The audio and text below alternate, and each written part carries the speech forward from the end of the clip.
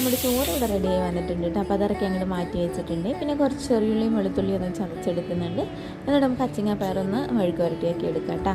അപ്പോൾ വെളിച്ചെണ്ണ ഒഴിച്ച് കൊടുത്ത് ചതച്ച ഉള്ളിയും വെളുത്തുള്ളിയും കറിവേപ്പിലയൊക്കെ ഇട്ട് കൊടുത്ത് നന്നായിട്ടൊന്ന് ഇളക്കിയിട്ട് കുറച്ച് മുളക് പൊടി ഇട്ടിട്ട് ഒന്ന് മൂപ്പിച്ചെടുക്കാവേ.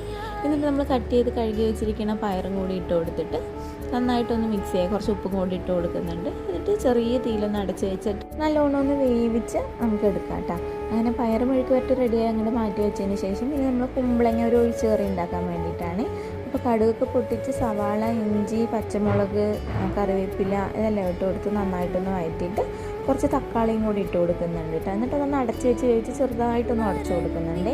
എന്നിട്ട് അതിലേക്ക് നമ്മൾ കുമ്പളങ്ങ കട്ട് ചെയ്തത് ഇട്ട് കൊടുത്ത് നന്നായിട്ടൊന്ന് മിക്സ് ചെയ്ത് ആവശ്യത്തിന് ഉപ്പ് ഇട്ടിട്ട് ഒന്ന് അടച്ച് വെച്ച് നമുക്ക് വേവിച്ചെടുക്കാം കേട്ടോ. കുമ്പളങ്ങയൊക്കെ നന്നായി വെന്ത് വന്നതിന് ശേഷം നമ്മൾ തേങ്ങ അരപ്പ് ഒഴിച്ച് കൊടുക്കുന്നുണ്ട്. ആ തേങ്ങയും ജീരകവും മഞ്ഞൾപ്പൊടിയും നല്ല പുളിയുള്ള തൈര് ഒരു സ്പൂണും കൂടെ ഒഴിച്ചിട്ടാണ് നമ്മൾ തേങ്ങ അരപ്പ് ഉണ്ടാക്കിയെടുത്തത്. തേങ്ങ അരപ്പൊക്കെ ഒഴിച്ച് കൊടുത്ത് നന്നായിട്ടൊന്ന് തിള വരാൻ തുടങ്ങുമ്പോഴത്തേക്കും നമുക്ക് ഇറക്കി അങ്ങോട്ട് മാറ്റി വയ്ക്കാം.